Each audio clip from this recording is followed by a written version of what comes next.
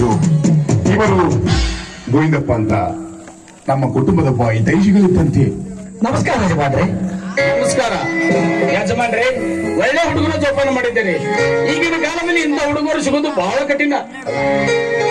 ಅಂದಂತೆ ಭಾರತಿ, ನಾವು ಸ್ವಲ್ಪ ಊರೊಳಗೆ ಹೋಗಿ ಊರಿನ ಪ್ರಮುಖರನ್ನು ಕರೆದುಕೊಂಡು ಬರ್ತೀವಿ. ನಿನ್ನ ಮದುವೆ ನಿಶ್ಚಯ ಕಾರ್ಯಕ್ರಮ. ನೀನು ಕೂಡ ಮನೆಯಲ್ಲೆಲ್ಲ ಸಿದ್ಧತೆ ಮಾಡಿ ನಿನ್ನ ಸ್ನೇಹಿತರಿಗೂ ಕೂಡ ತಿಳಿಸು ವಿಷಯ. ಅಂದಂತೆ ಮಂಜು, ನೀನು ಕೂಡ ಎಲ್ಲ ನಿನ್ನ ಗೆಳೆಯರಿಗೆ ತಿಳಿಸು. ಗೋವಿಂದಪ್ಪ, ನಾವು ಹೋಗೋಣವೇ? ಭಾರತಿ, ನಾನು ಕೂಡ ಹೋಗಿ ಊರಲ್ಲಿರುವ ಎಲ್ಲ ಸ್ನೇಹಿತರಿಗೆ ವಿಷಯ ತಿಳಿಸಿ ಬರುತ್ತೇನೆ. ಯಾಕಂದ್ರೆ ಮಾಮಾಜಿ ಅವರು ಬೇಗನೆ ಬಾ ಅಂತ ಹೇಳಿದ್ದಾರೆ. ನಿಲ್ಲಿ ಮಾಮಾಜಿ, ಊಟ ಮಾಡಿಕೊಂಡು ಆಮೇಲೆ ಹೋಗೋರಂತೆ. ಯಾಕೆ ಭಾರತಿ? ಮಾಮಾಜಿ, ನೀವು ಊರಿಂದ ಬರೋದೇ ಅಪರೂಪ. ಬಂದ್ರು ಅದು 4-6 ದಿವಸ ಮಾತ್ರ ಇರ್ತೀರಾ. ನಿಮ್ಮ ಜೊತೆ ಏಕಾಂತದಲ್ಲಿ ಮಾತಾಡ್ಬೇಕು ಅಂತ ಕಾಲದಿಂದ ಕಾಯ್ತಾ ಇದೆ. ಹೇಗೋ ಮನೇಲಿ ಒಬ್ಬರೇ ಇದ್ದೀರಿ, ಬನ್ನಿ ಕುಳಿತುಕೊಳ್ಳಿ. ಭಾರತಿ, ಮಾತನಾಡುವ ಸಮಯ ಈಗಲವಲ್ಲ. ಯಾಕಂದ್ರೆ ಈಗಾಗಲೇ ಮಾಮಾಜಿ ಅವರು ಬೇಗನೆ ಬಾ ಅಂತ ಹೇಳಿದ್ದಾರೆ. ನಾನು ಮುಂದೆ ನಾವಿಬ್ಬರು ಯಾವಾಗಲೂ ಜೊತೆಯಾಗಿ ಇರ್ತೀವಲ್ಲ, ಕುಳಿತುಕೊಂಡು ಸಾಕಷ್ಟು ಮಾತನಾಡುವಂತೆ. ಅಂದ್ರೆ ಇವತ್ತೇ ನನ್ನ ಮಾತಿಗೆ ಮಾನ್ಯತೆ ಇಲ್ವೇ? ಖಂಡಿತ ಇದೆ ಭಾರತಿ. ಏಕೆಂದ್ರೆ ನಾವಿಬ್ಬರು ಇವತ್ತು ಏಕಾಂಗಿಯಾಗಿದ್ದೇವೆ. ಮದುವೆಗೆ ಮುಂಚೆ ಭಾರತಿ, ನಿಮ್ಮಲ್ಲಿ ಒಂದು ಮಾತು ಕೇಳಬೇಕೆಂಬ ಆಸೆ. ಕೇಳಬಹುದಾ? ಕೇಳಿ, ಯಾಕೆ ಸಂಕೋಚ? ನೋಡಿ, ನಾನು ಯಾವತ್ತಿದ್ರು ನಿಮ್ಮಗಳು, ಮೇಲಾಗಿ ನಾನು ಗೊತ್ತು ಭಾರತಿ. ನಾನು ಏಕೆ ಕೇಳಿದೆಂದ್ರೆ, ಏಕೆಂದ್ರೆ ನಾನು ಹುಟ್ಟಿನಿಂದ ತಂದೆ ತಾಯಿಯಿಂದ ಕಳೆದುಕೊಂಡು ಅನಾಥ. ನಿಮ್ಮ ತಂದೆಯ ಆಶ್ರಯದಿಂದ ಬೆಳೆದು ದೊಡ್ಡವನಾಗಿದ್ದೇನೆ. ಅದೇ ನಿಮ್ಮ ತಂದೆಯವರ ಹೋಟೆಲನ್ನು ಮಿಲಿಟರಿಯಲ್ಲಿ ಸೈನಿಕನಾಗಿ ಸೇವೆ ಸಲ್ಲಿಸುವುದಕ್ಕೆ ಅವಕಾಶ ಕೂಡ ಮಾಡಿಕೊಟ್ಟಿದ್ದಾರೆ.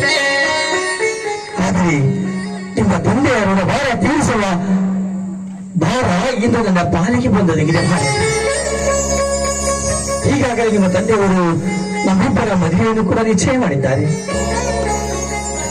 ಈ ಮದುವೆ ವಿಷಯದಲ್ಲಿ ನನ್ನ ಅಭಿಪ್ರಾಯ ಎಷ್ಟು ಮುಖ್ಯವಾಗಿದೆಯೋ, ನಿನ್ನ ಅಭಿಪ್ರಾಯ ಕೂಡ ಅಷ್ಟೇ ಮುಖ್ಯವಾಗಿದೆಯಲ್ಲ.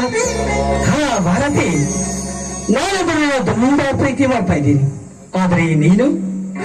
ನಾನು ನೋಡಿ ಮಾವ, ನಾನು ಕೂಡ ನಿಮ್ಮನ್ನ ಅಷ್ಟೇ ಇಷ್ಟಪಡ್ತಾ ಇದ್ದೀನಿ. ಈ ನನ್ನ ಹೃದಯ ಎಂದು ಹೂವಾಗಿ ಅರಳಿತೋ ಆವತ್ತಿನಿಂದ ಈ ನನ್ನ ಹೃದಯದ ದೇವರು ನೀವೇ ಅಂತ ಭಾವಿಸಿದ್ದೀನಿ. ಅಷ್ಟಲ್ಲ, ನೀವಿಲ್ದೇ ಇದ್ರೆ ನಾನು ಒಂದು ಕ್ಷಣ ಕೂಡ ಬದುಕೋದಿಲ್ಲ. ಇದು ನಿಮ್ಮ ಪಾದದಾಳಿಯಾಗಿ.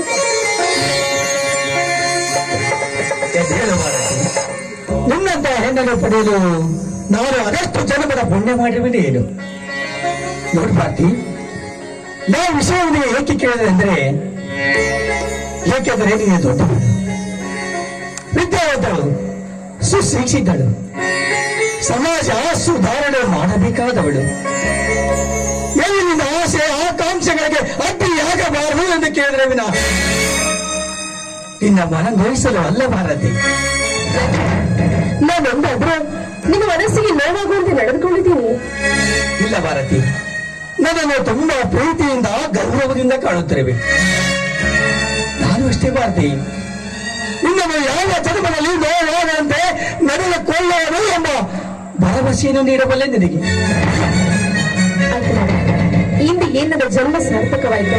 ಅಷ್ಟೇ ಅಲ್ಲ, ಕೊನೆವರೆಗೂ ನಿಮ್ಮ ಮನಸ್ಸಿಗೆ ನೋವಾಗದಂತೆ ನಡೆದುಕೊಳ್ಳುವ ಸರಿಯಾಗಿ ಬರುತ್ತೀನಿ. ಸರಿನಾ? ಬನ್ನಿ, ಊಟ ಮಾಡೋದಂತೆ.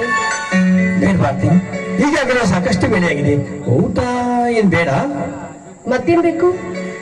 ನಿನ್ನ ಅದರ ಅಮೃತ ತುಂಬಿಗಳಿಂದ ಕೆಂದುಟಿಯಿಂದ ಒಂದು ಸಿಹಿ ಮುತ್ತು ಕೊಟ್ಬಿಟ್ರೆ ಸಾಕ. ಹೋಗಿ ಮಾವ, ಅದೆಲ್ಲ ಮದುವೆಯಾಗಿ ಲೈಸೆನ್ಸ್ ಸಿಕ್ಕ ಬಳಿಕ.